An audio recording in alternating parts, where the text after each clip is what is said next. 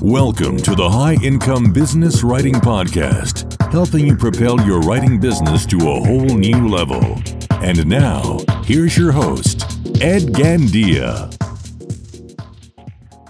Hey there, welcome to another episode of the High Income Business Writing Podcast, the number one podcast for business writers and copywriters who want to earn more in less time doing work they love for better clients. With well over 1.3 million downloads from listeners just like you across 101 countries.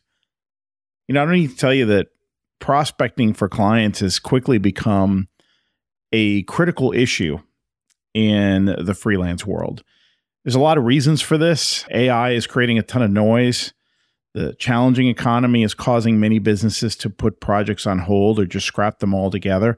I really feel that is the biggest reason. I don't think we have seen the real impact of AI yet, and the impact may be very different from what we currently think it will be. But, the last few years have been really, really good, especially kind of on the marketing front for freelance writers, copywriters, solo marketers, and those who have relied on a steady stream of work over the past 3+ years are now finding themselves having to hunt for clients and for projects. In many cases, they haven't had to do this ever before. I'm talking to people who've been at this for over 20 years, and they said, look, I've never had to do this, and now I don't even know what to do. I don't know how to knock on doors. I don't know how to prospect for clients. They've all come to me in the past, but business has really dried up for me, and I need to figure this out. So many people don't know what to do. They know they need to do more and do it more consistently, but the questions I'm hearing are, where do I even start? What do I do? What's the best investment of my limited time? And the overwhelm, because of all the options and all the questions, leads to haphazard, unfocused efforts. Or worse yet, it leads to analysis paralysis, which essentially means doing little to nothing. And that's what we're going to talk about today, breaking this dangerous feast or famine cycle once and for all, not temporarily, not until things turn around, but taking this opportunity right now, this difficult market, to make inconsistent outreach, inconsistent prospecting, inconsistent marketing a thing of the past. Sometimes it takes market corrections like this one for people to wake up and realize, you know what? I need to make some changes. I need to get better at this. I need to turn this into a realistic habit that I do almost on autopilot. Like I might do my exercise routine or how I walk every morning. And in order to actually solve this problem for good, I find that you need to tackle it from two different angles. And that's what we're going to get into. And I'm going to dive pretty deep into each one of them. But let's start with number one, which is recognizing that marketing is one of your top roles as a solo business owner, now and always. Let me repeat that. Marketing is one of your top roles as a solo business owner, always. So you have to understand that one of your top jobs as a self-employed professional is marketing, period. There is no getting around this. There's no use in arguing about it. I didn't make the rules. I wasn't here when they were voting on this. This is the way it is. One of the many blessings of being a solopreneur is that you get to run the show. You get to make the decisions. You get to chart your own course, set your own goals, decide what you're going to do, when you're going to do it, how you run your schedule, whom you take on, what you take on, all those things. I know for me, the way I'm wired, I needed that. I was willing to forego a much greater income and serious career advancement. I was on a track to do really, really well, But I realized that, I would be working on somebody else's goals and doing things the way somebody else forces me to do them. And I would have very little creative freedom and flexibility. And that just scared me. I knew that I would not do well under those conditions. So you have all these advantages and all these great benefits of just doing stuff that you want to do, making your own decisions. But the flip side of that is that you are responsible for every business function as a solo professional. Now, sure, you may get some help as you grow. You may start working with a virtual assistant. You may bring in a project manager. You may bring in a writer or two that you outsource some of your work to. Very common business model, and there's a time and a place for that. It's not right for everybody, but it is a proven business model. However, no matter if you're getting help with some of your marketing, you are still responsible for that business function, okay? As the CEO, ultimately, you are responsible. So it will still always fall on you, even when you're getting help in that area. This is hard for many freelancers to accept and to internalize. Most of us have come from a world where the work came into our in basket, kind of on the left side of our desk, and metaphorically speaking, right?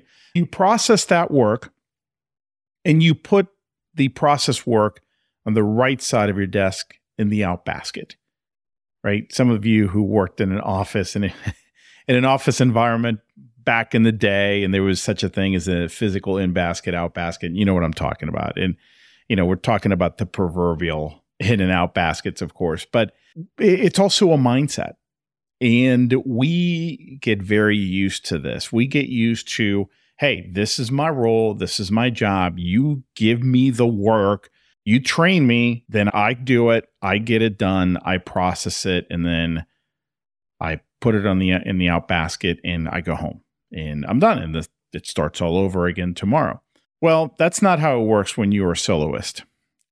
You are responsible for marketing. You are responsible for sales, for production, human resources, operations, finances. I mean, we're talking about every single business function. Even, again, when you're outsourcing some of this, you are still responsible. And if that's not something you want to do, I hate to say it, but freelancing may not be for you. At least not if you want a real sustainable business. Now, if you're okay having a hobby, turning it into a hobby, being something you don't mind if the income is highly variable or if it just is very thin or zero for a while, or just maybe earning a little bit of spare cash, because that's all you want, that there's nothing wrong with that. Okay. I'm not knocking that, but that's a different story. That is a totally different model. But if you want a business, if you want to turn this into a business, when I say that, it has nothing to do whether it's full-time, part-time, half-time. It's a mindset. If you want a business out of this and not a hobby or a way to earn a little bit of extra cash, then you have to get serious about each of your business functions. So that's the first imperative, recognizing that marketing is a critical role in your business. And not just that, you are responsible for this role, period. This stuff is not going to market itself. The world is not going to beat a path to your door. Just because you hang your shingle or you have a reputation doesn't mean that business is going to come your way. It's you need to campaign your services. You need to promote yourself. And fortunately, that just never ends. Fortunately, right, but you could also look at it as a fortunate thing. And hopefully by the end of this episode, you'll see that, there is a silver lining here, and this will be good for you. Now, let's take it one step further. If marketing is a critical role, in order to execute that role effectively, marketing and prospecting can't be a sometimes thing. It can't be something you only do when you need work or when you feel like doing it.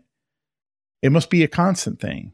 an every week thing. And yes, even when you're booked solid with work thing, it just never ends. Now, we'll talk more about that later because there are ways to still adjust this. And the idea is you can dial this up or down, but you never want to just flat out stop.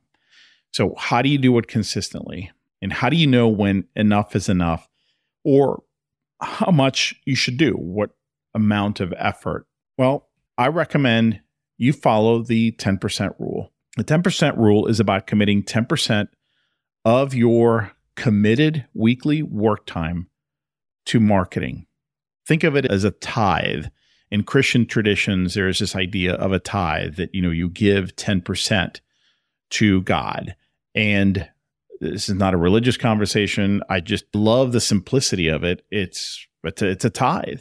You want to run a business that provides for you and your family, and you want it to be a reliable source of income. You want it to be a going concern. You want it to be a sustainable business that you can keep running for a long time. Then you have to pay a price. You have to tithe to the business. And a beautiful way of tithing to the business is to commit 10% of whatever time you dedicate to your business.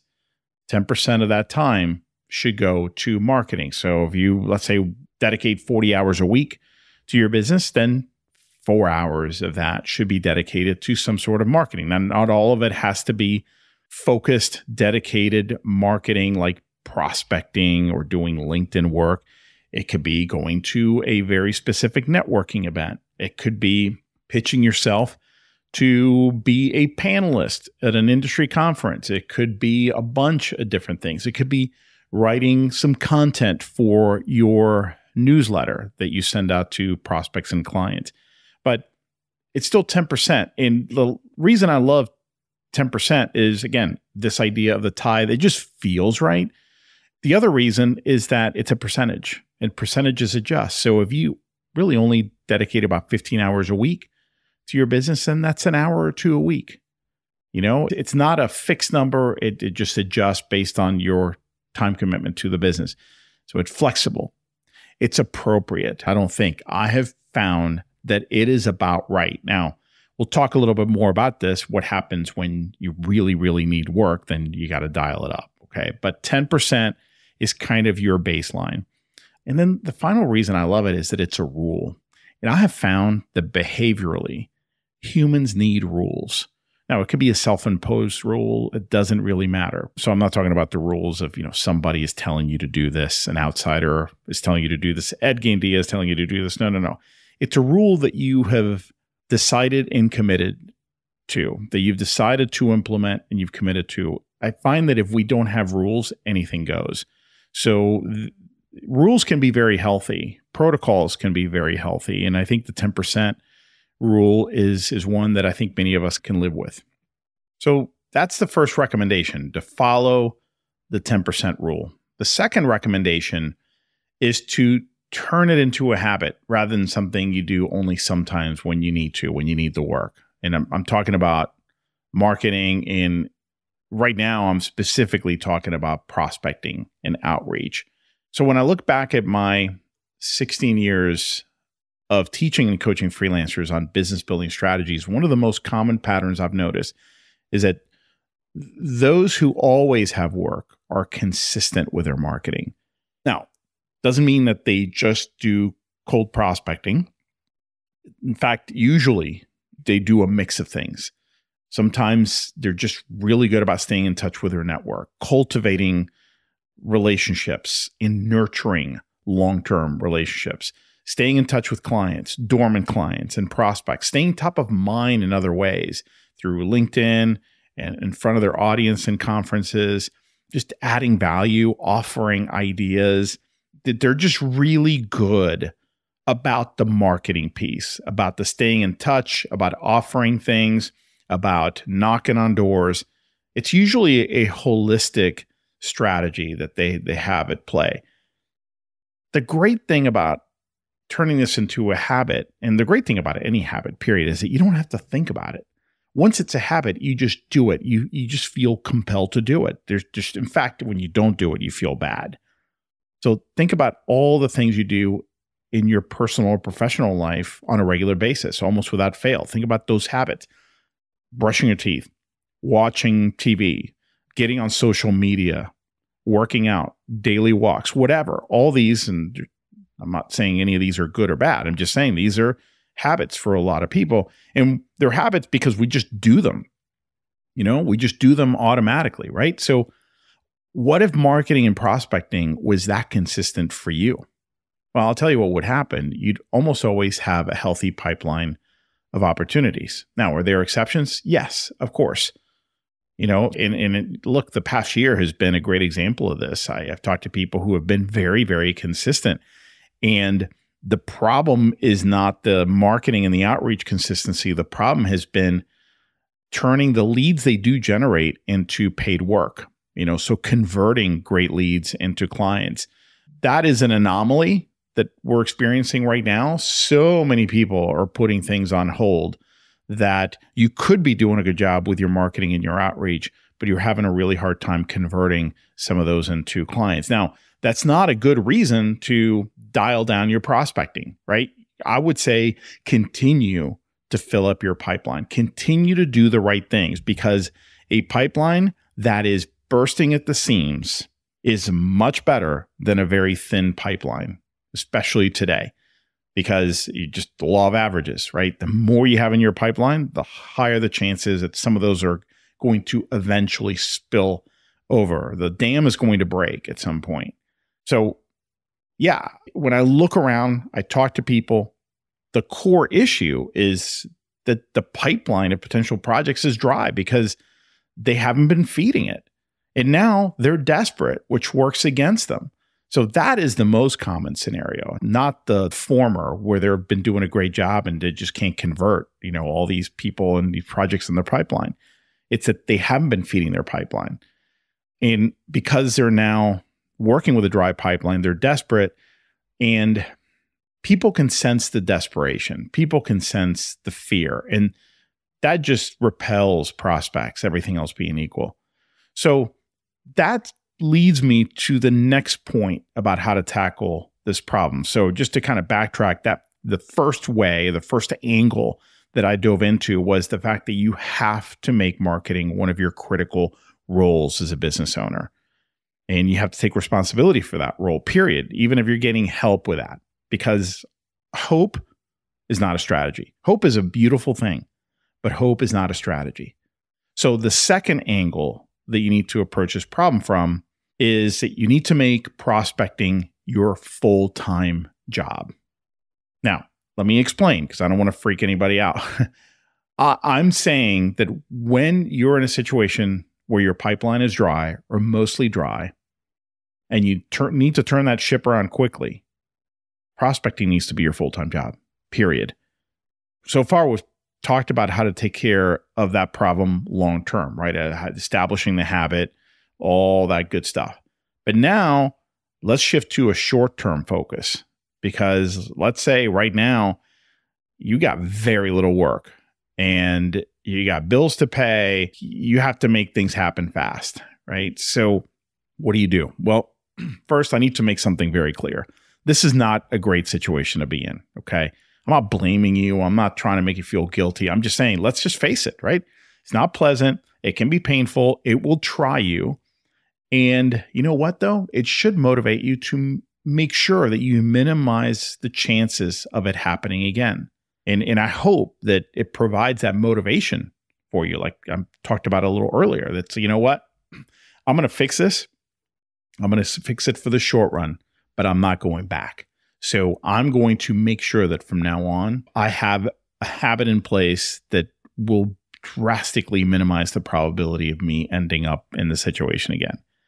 But look, right now you're in it. You have to deal with it, and you have to deal with it head on. So here's what you need to do that. Number one, you need a strategy that puts your highest probability efforts first, and then works down from there to lower and lower probability efforts. That's the first thing. Start with the lowest hanging fruit. Number two, you need a ton of reps or at-bats. So you need a lot of numbers. You need to just get on that plate and just start swinging. And number 3, you need an unwavering commitment to make this happen. Okay, all 3 are so important. So let's talk about them, starting with your strategy to prioritize your efforts, starting with low-hanging fruit. I call it the priority pyramid. So when you're under this kind of pressure, the priority pyramid can really give you clarity and guidance. Sometimes that's really the thing that we need the most is we're freaking out and we start throwing a bunch of spaghetti at the wall. It's not strategic. And because it's not strategic, it's not effective. And it just continues to put us in this endless negative spiral. The priority pyramid helps you focus on the highest probability opportunities first, followed by the next level of priority and so on. So the idea is to get wins as quickly as possible, not only to give you financial runway, but also to give you the motivation to keep going. So let me explain, and you can actually draw this out if you wanted to. Just it's a nice visual. The top of the pyramid, the top layer, represents both current clients and open opportunities with both new prospects or current clients, or in other words, open quotes and proposals. So that's where you want to start. Again, with current clients and open quotes and proposals. So with current clients, there are several things you could do. One of them is to offer new ideas. Hey, have you ever thought about turning, these 3 white papers that we wrote last year into webinars, right? It just as an example.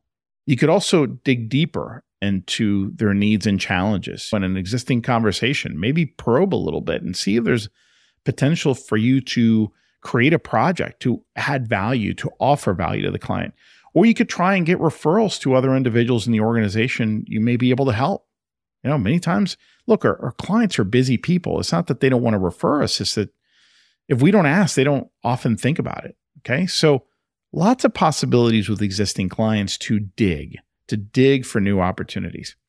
With open quotes on proposals, it's kind of a no-brainer, right? But I'm constantly surprised how many people forget. It's like, oh man, I do have quite a bit of outstanding stuff.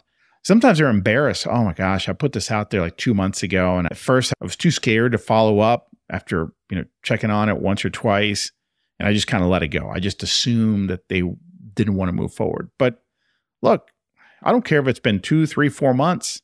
Follow up on all open quotes and proposals where you did not get a flat out no. So the priority pyramid just provides you with a trigger. Hey, okay, cool. I need to dig for opportunities with existing clients, and I need to follow up on everything that's outstanding if I haven't done so already. And if I have, it's an opportunity to see what may need another round of follow-up. Most of us, we don't follow up enough. Most of us under follow up, if that's a term. That's been my experience. The money is in the follow up. It really is. So if you visualize this top section of the pyramid, you'll notice that this is also the smallest area, the smallest layer of the pyramid. So when you add up your current clients, open quotes and proposals from the past few months, you'll notice that there's probably not a lot of them, but that's okay. You don't need a lot of them, but this is where you must start because this is the highest probability category. All right, so let's move on down. The next section or layer of the pyramid is that of past and dormant clients. So the idea here is to go back to clients from the past and to clients that just kind of come and go to see if or how you may be able to help them again. So just like with current clients, you want to bring new ideas to the table. So probe to see if there are any challenges that they're not addressing, or maybe you could try and get referrals to other individuals in the organization you may be able to help, just like with existing clients. So this is an important layer of the pyramid that most freelancers tend to overlook. But in my experience, anecdotally, 10 to 20% of the time, this kind of follow-up leads to work with this layer of the pyramid. So these are folks who already know, like, and trust you. And landing something new is not as challenging as it is with a new prospect. So I would urge you to reach out to these people, even if you say, oh, yeah, but I've already checked in with them a few months ago. Check again. All right, moving down the priority pyramid, the next layer down is comprised of what I call dead leads. So dead leads are prospects that engage you in some way in the past, but the project or opportunity didn't convert to a client or to a project. Maybe they put it on pause indefinitely, or they went with someone else, or they became unresponsive, they ghosted you. Whatever the reason why you hit the dead end, this is an important category to tap because it's also one that tends to result in wins up to 10% of the time in my experience. Okay, so don't ignore these people. I know it can feel a little awkward. A lot of people try to avoid this category. You lose nothing. You lose nothing by following up with them. Finally, there's the bottom of the pyramid, and that's the cold prospects layer. Now, this may be the bottom layer, but as you can see, it's also the biggest area of the pyramid, right? So this has got the biggest volume. It's also an important one. It's where many freelancers start their marketing efforts when they're in a pickle, okay? And which, I get it. But as you can now see, hopefully, there are other layers above it of potential opportunities that you must follow up with first before you start with cold prospects. Because when you focus your efforts on the highest probability opportunities at the top of the priority pyramid, the top 2/3, you set yourself up for quick wins that build momentum and financial stability. So I want you to get quick wins. I want you to get wins sooner than later because it's so much easier to go after cold prospects when you have more runway, when your confidence level is a little bit higher, right? As opposed to when you're desperate. So this strategic approach of just kind of going down the specifically pecking order, if you will, not only maximizes your chances of success, but it also ensures that every action you take is meaningful and it's impactful. So I just want to remind you, look, it's not about doing everything. It's about doing the right things first. So let's talk about the second point, which is the number of reps or at-bats that you get. And we're going to take a quick trip to Las Vegas for that. So bear with me. I want you to imagine that your best friend works at the Bellagio Hotel in Vegas, and he urges you to pay him a visit as soon as you can because he just discovered that one of the slot machines in the casino will actually work without you having to put money into it. So again, please bear with me. Let's use our imagination for a few minutes. It's a thought exercise, right? And for the purposes of this thought exercise, let's just say that you have to tap on the slot machine a few times on one side and it's just going to stop taking your money. So it takes it, but if you tap it in a certain way, you don't need to do anything. You don't have to put money in it, but the reels will spin every time you turn the crank or hit that spin button. So you're excited by the possibility of hitting a jackpot and you make the trip to Vegas the next day and your friend sends you specific instructions about where to find the machine, what to do, and you quickly get to work. Now, again, every spin is free because you've tapped it on the side and now it's not taking your money. So you have nothing to lose, right? You just keep hitting the spin button. And even though you don't know how often you'll get a prize, it doesn't really matter, right? You're not spending money. The only thing it's costing you is what? Your time and then tapping the button, the spin button. Now, let me ask you, how many times would you play? How many times would you hit the spin or the play button? I'm guessing that even if you won something, only 1 out of every 100 spins, and it's probably going to be a higher frequency of wins, but let's just say 1 out of 100, 1% of spins, you win something. You'd probably play all day long. You might be there late into the night. You'll camp out there, right? Especially if you had 1 or 2 big wins, which is very likely considering the number of plays that you rack up every hour. Now, that sounds pretty exciting, right? I think so. So why is email prospecting or cold prospecting so different? Why do we put it off? Why do we get so discouraged after reaching out to 10 or 15 prospects? Why do we give up so quickly and so easily? People all the time come to me, oh, this just doesn't work. I've been prospecting like crazy and I've got nothing. And then I say, okay, well, man, sorry to hear that. So how many emails have you sent out? I've sent out at least 20. That's just not enough. That's not enough reps. That's not enough at-bats. You know deep down inside that if you made more attempts, you'll eventually hit a jackpot, right? So why do we give up so quickly and so easily? And just like with our slot machine example, the cost is just your time. The problem, I think, is that there's an additional cost, isn't there? It's the cost of rejection. And in this example, when it comes to email outreach, LOIs, warm email prospecting, whatever you want to call it, the cost of not getting responses, the cost of your inner critic, after a while, telling you that, you know what, you're no good, you're a fraud, nobody wants to work with you, this effort is useless, this is embarrassing, it's beneath you, you're an overpriced fraud. Talk quickly spirals out of control. I should know. I'm very familiar with my inner critic and the way he will talk to me. Before you know it, you conjure up images of going broke, having to shut down your business, being forced to look for a full-time job. I don't know about you, but I've written some screenplays in my head that could easily win a Golden Globe if given a chance. But let's get back to reality. Your inner critic doesn't have to rule your life. He or she is never going to go away, but you can loosen its grip over you. And one way to do that is to just do the work. Put your head down, do the work, focus on the effort, do the reps every day, rain or shine, even when you don't feel like it. And you know what? Pat yourself on the back when you do and keep at it every day, every week, or whatever schedule you've committed to. When your inner critic sees that you're not easily swayed, it's going to get tired. It won't give up forever, but it will give you the space you need to complete all your reps. That's the game. That's the work right there, pushing through despite all the noise. You just got to remember, it's just another slot machine and it's ready to give you a big payout if you just keep trying. Now, let me put it to you another way. Okay, just to kind of bring this back to reality and outside of that thought experiment. Let's just say that you have 40 hours a week to work with. You are dedicating about 40 hours a week to your business. And let's say that right now you're in a bad situation. Your pipeline is almost dry. You only have a little bit of client work.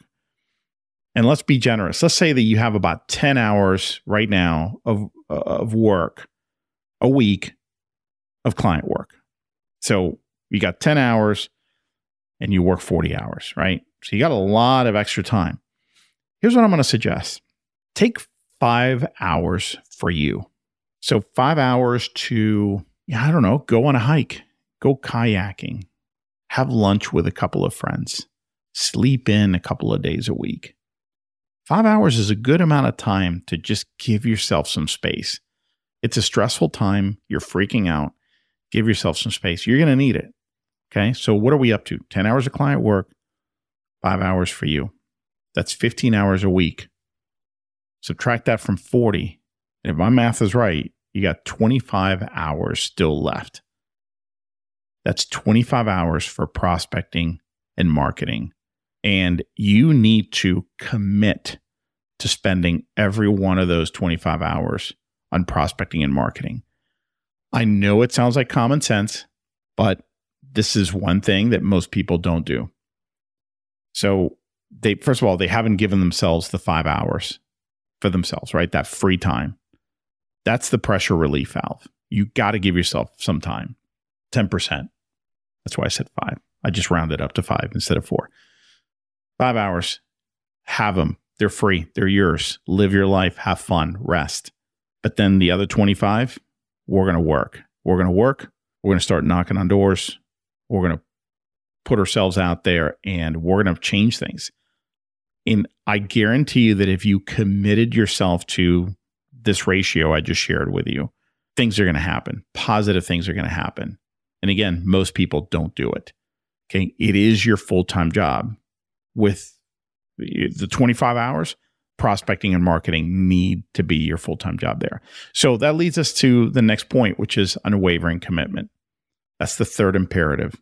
More specifically, I'm talking about adopting really an unwavering commitment to push through your tough situation. You're just going to push through. You're going to plow through it as hard as it is.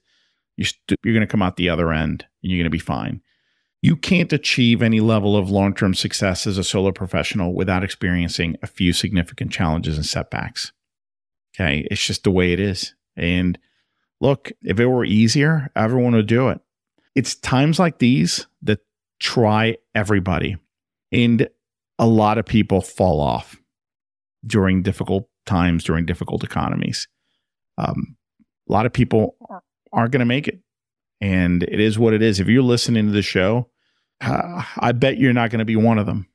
The people who don't invest in their businesses to read, to learn, to practice, commit, and do the work, the people who do those things usually are fine.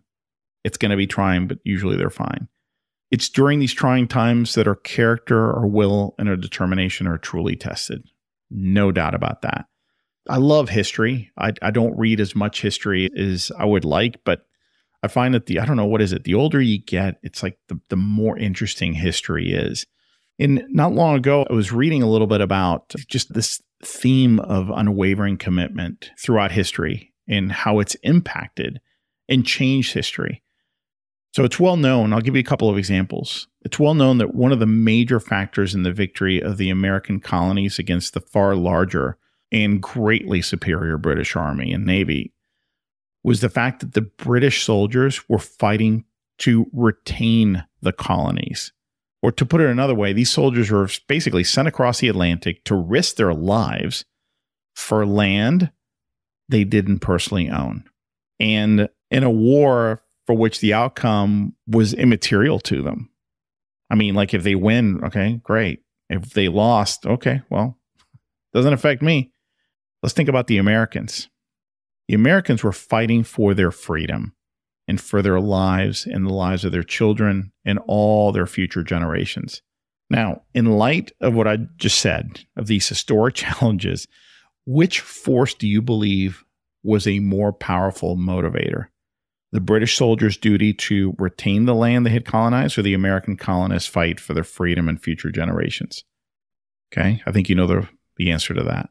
So another example of something I came across recently was that the British Royal Air Force pilots in World War II fought with the existential determination of men who believed that Great Britain's survival was in their hands. Now, adding to their focus, adding to their determination, was their belief that they were fighting a much larger and mightier Air Force. It was only later in the war that they discovered that the truth. They were wrong. They had been wrong. Their perception was incorrect. Germany's Luftwaffe was far smaller than originally thought. And the German pilots were very complacent. They were very arrogant, and they believed that the Royal Air Force was severely weakened and desperate. So this is really interesting, right? You got the British Air Force thinking that they were fighting a very large German Air Force. And then the German Air Force pilots were complacent. They were arrogant. They believed that the Royal Air Force was in really bad shape. And that shows you how those beliefs changed the course of history, because somebody was really fighting for their existence, and the other thought that they could just kind of kick back and they would be fine. So this is why it's so important to be clear about your big why, your reason for your business existing, the reason you wake up every day and do the work you do, because it's during these challenging moments that your resolve is going to be tested. And that's when you need to know what you're really fighting for. History teaches those who succeed are driven by a deeply personal cause, just like the American colonists or the pilots of the British Royal Air Force. And your big why is your greatest asset in facing challenges. So look, I think the point here is clear. Learn how to turn adversity into strength and know what you're fighting for. That's what shapes champions. And that's what unwavering commitment is about. I'm going to give you one last thing to think about. And I almost left this out of this episode because I don't want people to feel guilty. I know that, you might already feel like, oh, I know I'm embarrassed. I'm kind of in a tight spot right now. And I should have done all these things, Ed, but I didn't. So I don't want to throw something else in your face, but I feel like I owe you that. And I'm not trying to shame anybody. I'm not trying to say I told you so. Listen, everything that I'm sharing with you here, I can share with you, not because I've done this perfectly, but because I've made all of these mistakes. And I wish I could tell you that I only made them once. No, I made everything I've shared with you. All these mistakes, I've made them multiple times. I'm a slow learner. So this last point, and this is, I think, the topic of a future episode, because I think I need to do it justice, I need to spend a whole episode on this, is that you need to remember that you work in a variable business, variable income business, more specifically. Okay. You don't have a guaranteed paycheck. Now, there are things you could do to drastically minimize your income variability, to increase income predictability.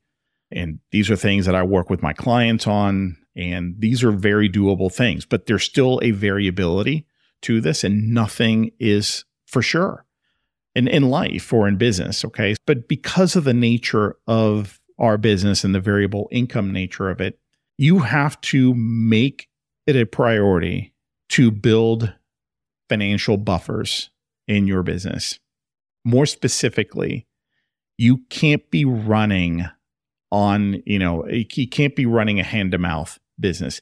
You need to have cash reserves, not just in your personal life, but also inside your business, checking account or checking accounts. One of the best things I did several years ago was to start paying myself a fixed salary. And by salary, I'm not talking about the technical definition of a salary. I'm not going to get into that here. I'm talking about a fixed amount that I drew every month from my business.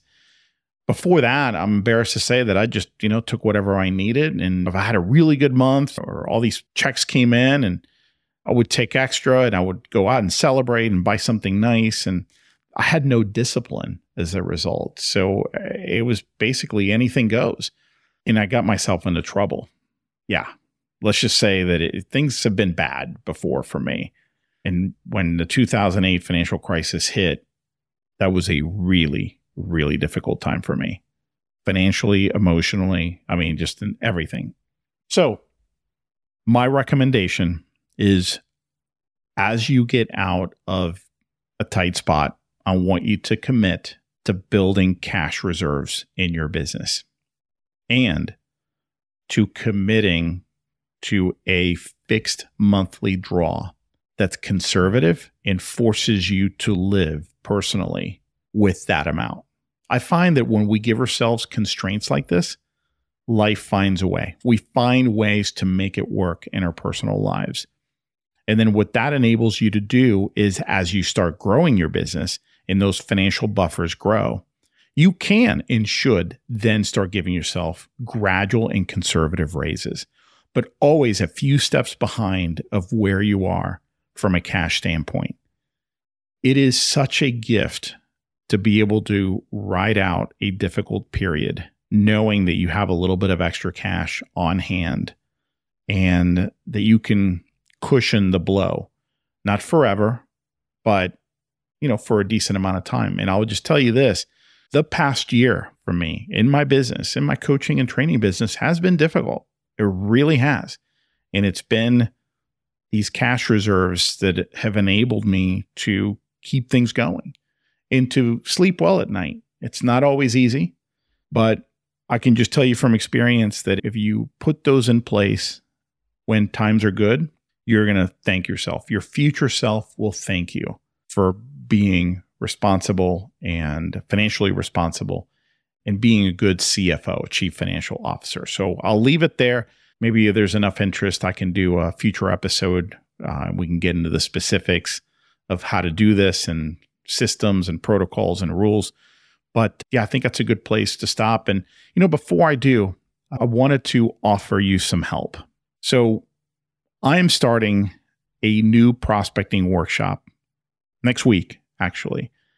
And I've been doing these for about a year now, a little over a year, but this is the last time I'm doing a prospecting workshop in 2024. In fact, it's going to be a while before I run it again. My schedule is pretty packed. I'm not sure when in 2025 I'll do it. I'm sure I'll do it. Well, I shouldn't say I'm sure. Pretty confident I'll do it at some point in 2025, but right now it's not in the plan. So if you've been thinking about doing this, if you've heard through the grapevine about this workshop, which has been very, very popular over the past year, then I urge you to take a good look at it because it's going to be a while before I do it again. So a little bit about it, and I'm going to put a link to this in the show notes, but we're going to be working together, if you join me, over a 21-day period to help you implement effective prospecting techniques and habits that actually stick. And the operative word there is habits. Techniques are important, but habits are even more important. Now, let me be clear. This is not a course. It's not a class. It's an actual workshop, and it's online, where you're actually going to go through a short lesson every weekday for 3 weeks that ends with a specific assignment. And you'll actually do the work right there. And you'll actually get to post your work daily. So yes, there's built-in accountability, which I find is really, really important. We're going to roll up our sleeves. We're going to spend 3 weeks putting together a solid, methodical plan for you. It will involve messaging work. It will involve email, and it's going to involve some LinkedIn work. And don't worry, there will be no phone cold calling involved, nothing like that, okay? But I'm going to distill prospecting to the bare essentials, the few strategies that have the biggest impact for the least amount of time and effort. So essentially, no more overwhelm. I want to put an end to the overwhelm. I want you to be really clear on what you need to do, when and how, so you can get working. You can get going. You're going to get the detailed instruction. You're going to get the guidance and accountability you need to start building a daily habit of prospecting that has the power to transform your business, not just now, but forever. And you're going to come away with everything in place, all ready to go. Better yet, you're actually going to start implementing the plan during the workshop. So I'm going to be there to provide clear instruction, personalized feedback, and you may actually end up with a solid lead or two before our work is over. It happens very often when I run these cohorts. Now, I know you're busy, so I'm going to keep things short and simple. Your daily time investment in this workshop will be no more than 30 to 60 minutes. So every day, 30 to 60 minutes, that's what you need to commit to. That includes going through my daily video lesson and then just doing your assignment for the day. There's going to be no new trainings on the weekend. So even though I say it's a 21-day program, it's just weekdays. On the weekends, I'm going to share with you a 3-minute mindset-focused audio, one on Saturday and one on Sunday every weekend. But you may also want to use some weekend time to catch up or review what you learned that week, and that's totally optional. And the cool thing is you can go through each lesson in your daily homework asynchronously, meaning at your own pace. So, if you're somewhere else outside North America, it doesn't matter. It's not like you have to be there for a class at a certain time. Okay, go through it when you can. I've had about a couple of hundred students go through this workshop over the past year, and the results have been pretty remarkable, but not always in the way you might imagine. In fact, I'm going to read to you a quick testimonial, and thank you for bearing with me and humoring me with this information. But I think if you're listening, this might be of interest. So I want to share this note that I received from Jack Price. So Jack was a student who went through this workshop this past spring. And what he said, I think, encapsulates what's different about this workshop. He said, and I quote, Ed Gandia's 21-day to building a powerful prospecting habit is based on a refreshingly honest approach to training. Many programs promise a highly desirable outcome, but truthfully, it's only a possible outcome in a highly idealized situation. I've been disappointed with that recipe many times. Ed's workshop provides practical knowledge plus assigned tasks to reinforce learning, build skills, and establish a prospecting practice.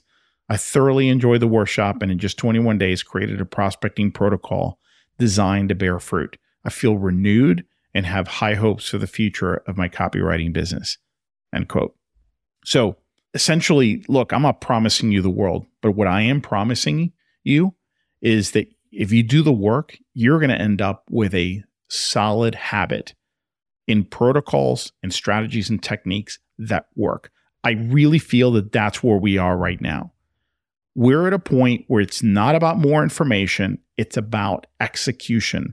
Steady, consistent execution. And that's exactly what this workshop focuses on. So if you want to join us, just send me an email, ed@b2blauncher.com, and I or someone in my team will respond to you with all the details. I don't have a sales page for it right now, you need to hurry if you're interested, because we will probably fill up. Once we get started, then we're going to go ahead and close things out so we can get going with everybody. So that's it about that. And that's it for today's episode. I hope you found these ideas in this reframing useful. Thanks for listening. Well, that's it for today. I hope you enjoyed the episode. And just a quick reminder to grab your free copy of my latest book, Earn More in Less Time: The Proven Mindset, Strategies, and Actions to Prosper as a Freelance Writer. You can get your free copy at b2blauncher.com, where you will also find the detailed show notes to this and all my other episodes. Enjoy and have a great day.